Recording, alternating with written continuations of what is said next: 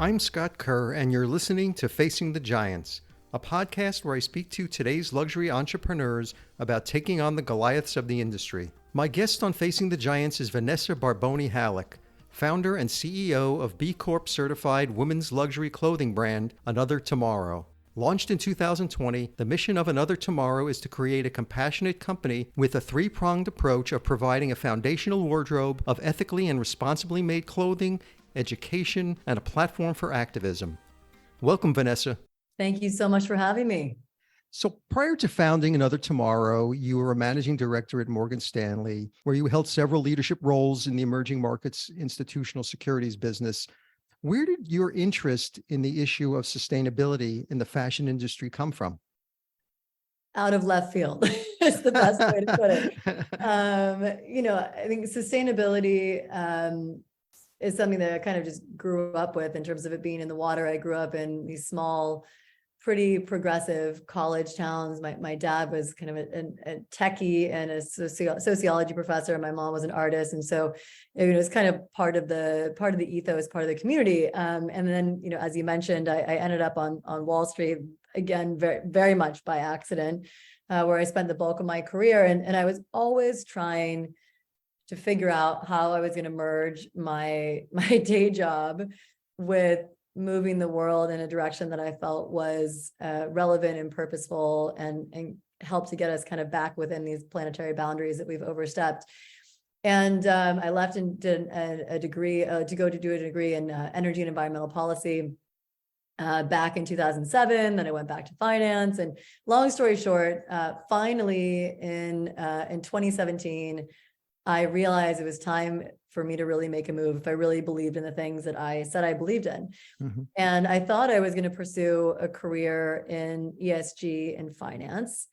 And I ended up taking a sabbatical, and Morgan Stanley was amazing. They were super generous, ostensibly to do just that. And it was in that process when I was just trying to research every industry, frankly, more deeply to understand how they were throwing off these negative externalities, that I completely fell down the rabbit hole of sustainability and fashion. And I was just floored, really. I mean, it was the one industry that really surprised me, because I've been following many, and the magnitude and the complexity and what I perceived to be both a real lack of regulation with teeth, a real lack of brand leadership outside the outdoor space, and kind of a lack of imagination and innovation around new business models. So are you interested in fashion before you even got in the fashion business from a personal standpoint?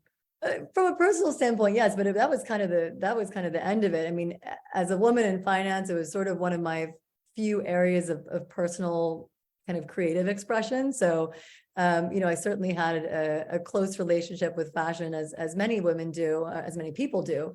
But that was kind of it. So you've stated that the mission of Another Tomorrow is to, quote unquote, create a truly sustainable and compassionate company with a three-pronged approach of providing a foundational wardrobe of ethically and responsibly made clothing, education, and a platform for activism to amplify our collective voices. So what makes your mission different from other sustainable fashion brands that say transparency is their guiding principle too? We really try and look at fashion as a system. And I welcome all approaches, because I think it all matters. And so, there's nothing that we're doing that we think is better than. It's just how we think about it. And, if you look at fashion as a system, so many things need to be reinvented, reimagined. Certainly sourcing is one of them. And so we've really kind of taken farm to table to farm to closet, and making that level of kind of farm level traceability our gold star. The other, speaking to transparency, is another big one for us. So really driving normative change around being able to activate that product and see exactly how and why it was made the way it was and its impacts. But we don't kind of stop there. We certainly believe that circularity is paramount. And one of the best ways that you can reduce the impact of the garment is just increase its life cycles. I think over 80% of garments end up in landfill or incinerated in their lifetime. And the vast majority of that within the first year. So by treating clothing as an asset and having our own in-house authenticated resale program, we're really furthering that part of the mission that way. And then finally, and this I think is crucially important for the industry, this is such a speculative industry. And I think a lot of the waste just comes from, we call it overproduction, but it's really misproduction. And so we're really excited to be testing new production models as well to really align supply and demand. So in short, we take kind of a systemic kind of kitchen sink approach to it, because we think that is indeed what the industry really requires to change, and where we can't make the impacts as much as we would like directly, or where we feel like voluntary action is not sufficient, which is the case I think in most areas. We were also really engaged around legislation. And you launched online in 2020 with an 18-piece collection alongside creative director Jane Chung, a former creative director at DKNY. And the timing wasn't ideal, as it was shortly before COVID hit, and quickly people were working from home, and the state of fashion was essentially sweatpants. And Another Tomorrow debuted with a line of more refined, tailored pieces, not exactly what people were shopping for at the time. So how did you quickly adjust to not only start generating awareness for the brand and its mission, but actually generate sales? Yeah. Oh my gosh, that was such a wild starting point. I mean, I will say that we were really blessed in terms of the industry's reception. And so from an awareness perspective, to this day, super honored that, our launch article was in the New York Times, and we had a great British Vogue piece shortly thereafter, and then Bloomberg. And so we were able to get the word out in a really high quality way. And at a time when I think people's level of curiosity was already there, kind of even pre-pandemic. So that was really exciting and really important. And we launched also alongside Matches Fashion, who's been such a close partner for us. And I really have so much respect for the way that they've partnered with brands throughout their life cycle. So that was hugely important. But from a product assortment standpoint, as you highlighted, what we came to market with and what the customer needed at that time, there was some misalignment that first year. Mm-hmm. And we had to make some tough decisions in terms of how quickly were we going to kind of pivot what we were producing, or were we going to kind of take some things off the table? And that's where we really decided to play the long game.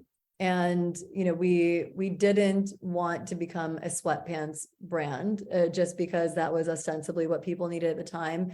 And so when it came time to make the decisions as to whether we were going to move into production for that fall, we really took the vast majority kind of off the table. And luckily, that was done at a time where we didn't have to cancel any orders. It was just, we hadn't put it in yet. So, and we kind of waited it out. We ended up doing some surgical redesigns around product that we thought would be super relevant at that time. That was actually the genesis of our archival denim program that was such a huge hit.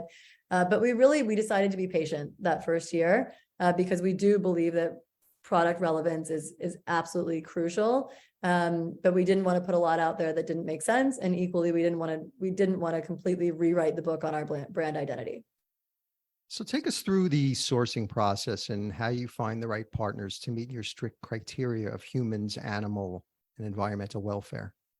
So it really does depend on the raw material supply chain, but I can give you a sense of how it started, in particular in the case of wool, and then give you some examples from there. So, right. It was interesting when we started out and we had a really clear matrix of decision making. It was very, science-based.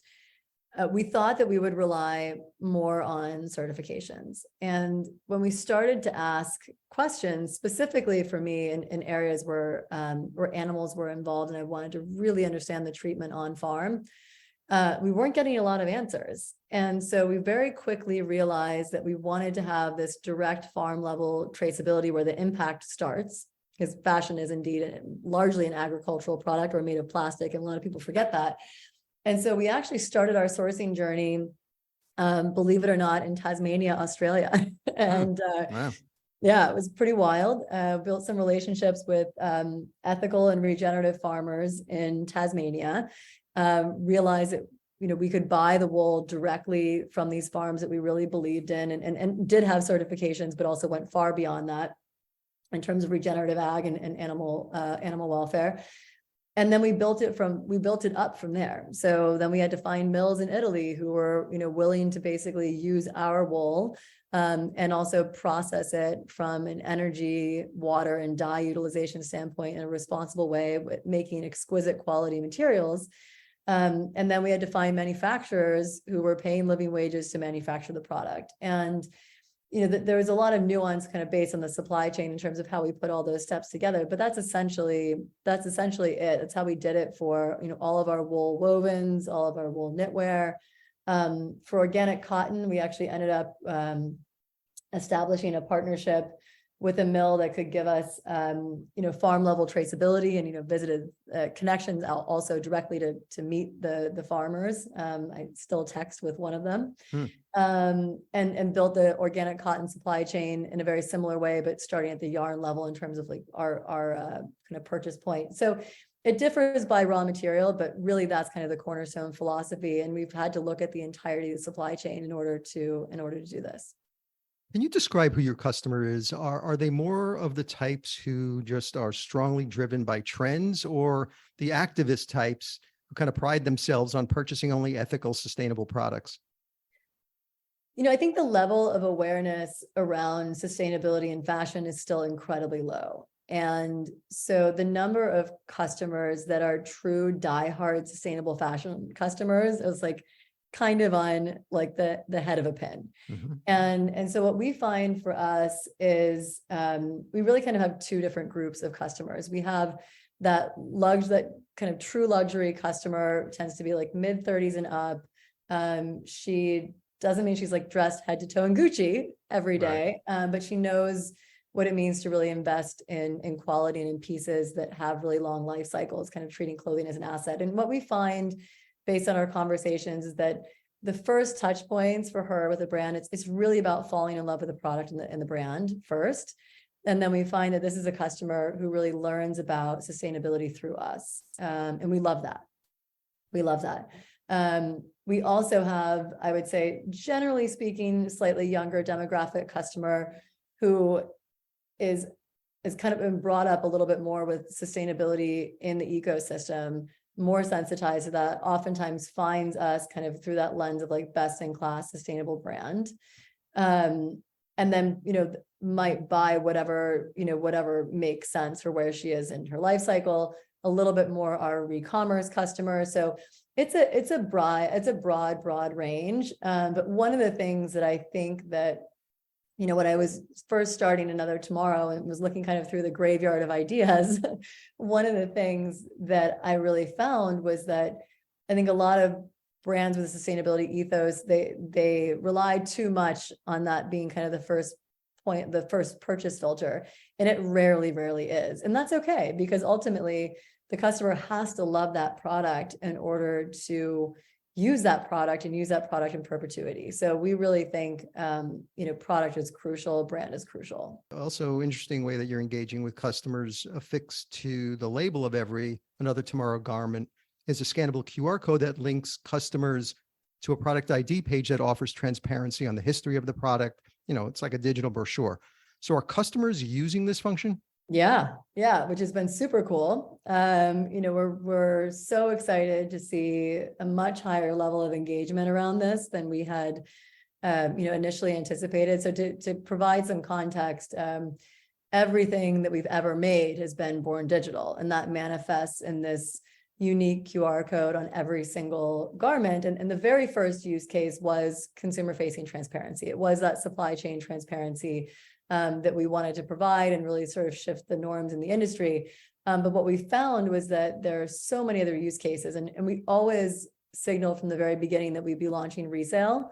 And what we love is that we can leverage that same QR code to authenticate the product for re-commerce. Right. And so the customer can scan it and activate it if they want to resell the product. They put in the product quality.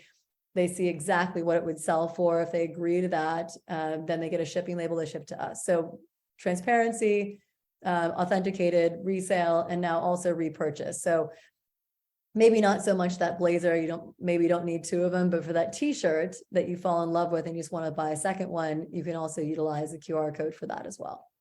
And like dozens of brands born on the internet, in the summer of 2021, you opened up your first brick and mortar retail store on Bleecker Street here in New York City. How did you translate your brand's ethos into an actual physical form?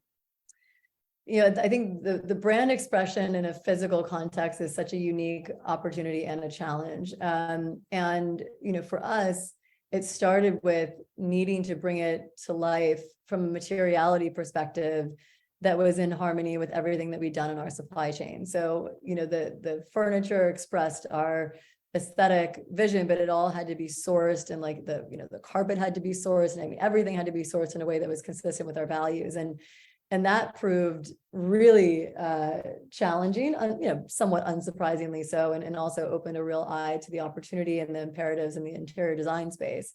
But we ended up using repurposed fabrics. We used linen from a mill that we'd already vetted. The carpet came from coconut husks, which was quite interesting. We did a bunch of vintage furniture. But all of it had to be brought to life at that same level of aesthetic and quality excellence that we pride ourselves on in the product. So that was a big piece of it. And then we also really made it about community. So we partnered with two, like the OG of clean, ethical beauty brands that we had in the store to support what they were doing. We had a partnership with a great gallery called Barboni Westwater around some art in the store. So we really looked at it as this like kind of community hub where every single touch point really mapped back to, who we are at our core. And you recently opened up a flagship store in a prime location at Rockefeller Center, just in time for the holiday crowd there. How has foot traffic been so far? And I would imagine many of them are discovering your brand for the first time. And what's been their reaction? Yeah, I mean, it's a wonderful place to kind of meet the world, truly, and so that's been a fantastic opportunity for us to tell our story, for people to touch and feel product, for them to activate that QR code, which is really exciting. So it's been fantastic. We also have a partnership in the arts with Isolde Brillmeyer and Sarah Harrelson are curating the art in the space, which has been continuity there. But yeah, it's been a wonderful place for people to discover the brand and build that community around it. One of the big reasons, though, that we decided to make that move is, we love the vision of Tishman Speyer for reinventing Rockefeller Center for New Yorkers. And so we decided to jump on board with this trial space there, and we're going to test and learn how that evolves for us. But they've done such a beautiful job in kind of re-engineering the food and beverage merchandising mix for New Yorkers and really bringing this incredible energy back to the heart of Manhattan. So we're excited to be a part of that. There was a survey that came out last year that customers care more about sustainability post-lockdown, and their intent to buy sustainable fashion has increased. Yet, the respondents want the brands they already love to become more sustainable because they would rather keep buying from their favorite brands than change to alternative sustainable brands. How does Another Tomorrow break through from that mindset? The way that we think about it is, it kind of goes back to what I found in that, graveyard of ideas, is that the product and the brand has to be able to stand kind of like head to head against the best. And you cannot rely on people switching, to your point, based on this, the survey, to a more sustainable brand if they feel like they're making a compromise on the product or the brand itself. And so we have really brought our company to market with that in mind, is that people have to feel like we're bringing them something that they need beyond just the desire for, and I shouldn't say just because it's a big thing, beyond the desire for their values to be aligned in their product. So that's the way that we tackle it. It's really through exceptional product that really resonates with something that the customer is actually missing, areas where they're dissatisfied or where their product and brand experiences could be better. And that's why we're situated where we are. I mean, I consider us kind of accessible luxury, and the way that we've accomplished that is really just through kind of a direct to consumer lean, which is just a blended margin strategy. It's just math. But what we found was that people were really looking for that exquisite quality of the conventional luxury brands at a better price point. And that was true for both the luxury customer. And it was also true for the more contemporary customer who really wanted to trade up in quality, but that jump is just enormous. And so we found that, this really adds value for that customer in addition to that opportunity for, values alignment. So resale has taken off across the country, and you touched upon this before with Another Tomorrow. And fairly recently, you rolled out a resale platform. Was resale always in the cards for Another Tomorrow? Always in the cards, always in the cards. And it came out of our really early focus groups.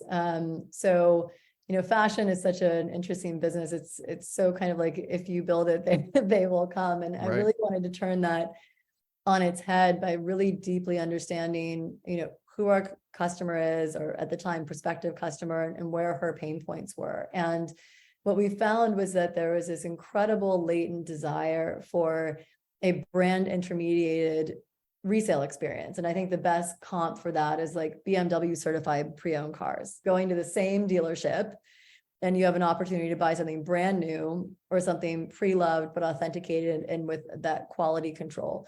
And that was what we found that customers really wanted. And so we decided that we wanted to bring that to fashion. And for us, it was just a matter of the timing, because it didn't make sense for us we didn't think it made sense for us to launch this right at our launch, because you have to sell product to resell product. Mm-hmm. But we did tell people about it right out the gates, because we wanted them to understand that we were going to stand by the life cycle of these products, their entire life cycle. And so that was something that was part of our communication strategy right from the get-go. In the intermediate period, we also launched something that's really resonated psychologically with our customer, which is our size exchange program. And so if your body changes sizes within the first year, and we're likely going to extend this is kind of just the testing ground. If it's one of our core tailoring products that are on replenishment, we will allow you to swap out that size within that first year. And we found that, that's a big reason why clothing isn't worn. It's also a big psychological pain point. Am I going to invest in quality if I feel like my body might change? Maybe not, too often I hear from women, gosh, I'm going to go buy this item, as fast fashion instead of investing in it because I think I'm going to, lose 10 pounds. And that's awful psychologically. It's awful, in terms of like the potential waste around that. So we wanted to take that pain off the table. So just recapping, always on the table. It was a matter of timing, but we found this really kind of cool intermediate step where we could add a lot of value through size exchange. And then ultimately we did launch authenticated resale just the way that we'd hoped to in April of this past year. How come you decided to take resale in-house as opposed to using like a third-party platform? It was really in response to what we felt the customer need was. The consignor wanted to do it through the brand. They wanted that transparency. They wanted store credit. They wanted that kind of like all of those sort of retention benefits and to interact with us directly. And on the buyer side, they really wanted that same level of brand experience. They wanted to know that we stood behind that pre-loved product, that we could authenticate it, that we validated the quality that was being communicated. And we believed that because we're also not sitting on, decades of legacy, product out there in the world, and we were approaching this with a really clean slate, that it was a beautiful opportunity for us to deliver exactly what that customer was looking for and felt was missing, without a huge operational load. And so it's been super streamlined for us. Well, there is a broad agreement on the need for change within the fashion industry. Charting a practical course to sustainability at scale has been a major challenge for many established brands.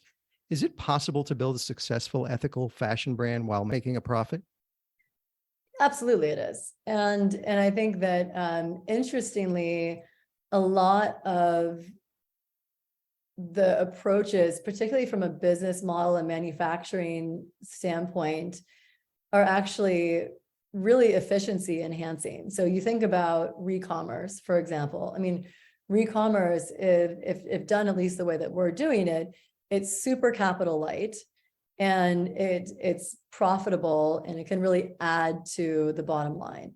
Similarly, if you use really demand responsive production techniques, you're taking a lot of inventory risk off the table. And that's great for business. I think where people get stuck, and which is difficult, frankly, is a lot of the costs in our supply and fashion supply chains have been effectively underpriced, right? Like people haven't been getting paid enough, and people haven't been, sourcing regenerative materials. And so there's incontrovertible upward cost pressure when you reset that.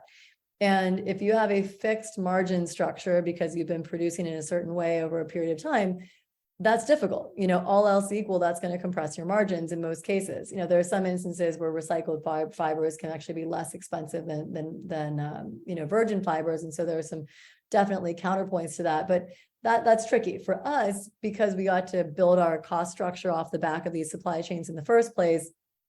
It was definitely easier. And I have a lot of empathy for this change. But I think if you look at all of these changes in the aggregate, it's not clear to me that it's bad for business. I think quite the opposite. And in many cases, it's really risk reducing. I mean, even just the knowledge of one's supply chain at the level that we have, or that, sustainable brands with similar approaches have. I mean, you're never the last one to know when you've got an issue, right? Like you've got those relationships all the way back to the raw material side, and you can be super nimble and resilient. Another Tomorrow recently appointed Elizabeth Giardina as its new creative director to oversee the artistic direction of the brand. When will her first collection be for the brand? And Very with Elizabeth, soon. yeah, and with Elizabeth on board, how do you see the brand evolving? Yeah, Liz is incredible. She had been the VP of design at Proenza Schooler, and she's just has a remarkable vision, and she's a really remarkable leader, I would say. And so first collection, spring summer 23. We're thrilled to bring that to life, and I think it's a really organic evolution. She comes in with a tremendous amount of, I think, respect for what we've built, and also with an incredible vision for how the artistic direction is going to evolve. And so I won't spoil it, but I think what people will find is really a kind of seamless and elegant evolution of what we've done to date, with some exciting new surprises. So let's look forward 5 years. Where would you like to take the brand? Are you looking to perhaps expand beyond fashion to handbags or accessories? Where do you see the brand going? The vision has always been for us to be a leading, globally relevant brand, really operating at the intersection of high integrity design, sustainability, and innovation. And so when we think about additional categories, when you think about high integrity design, you actually kind of give yourself permission to do a lot of different things. So for us, we don't use any animal skins, like basically anything where the animal has to be harmed or killed to obtain the material. And so that's definitely been a hurdle for accessories and shoes in particular. We know that there's a tremendous opportunity. So we've got our eye on the ball. We've got a lot of material science relationships. But we want to make sure that what we bring to market is not compromised from an ethics or a quality standpoint. And so I wouldn't say we're in wait and see mode, but we're like in wait and test mode until we see an opportunity to really nail that. Vanessa Barboni Hallik, founder and CEO of Another Tomorrow. Thank you so much for coming on Facing the Giants. Such a huge pleasure. Thank you so much for having me.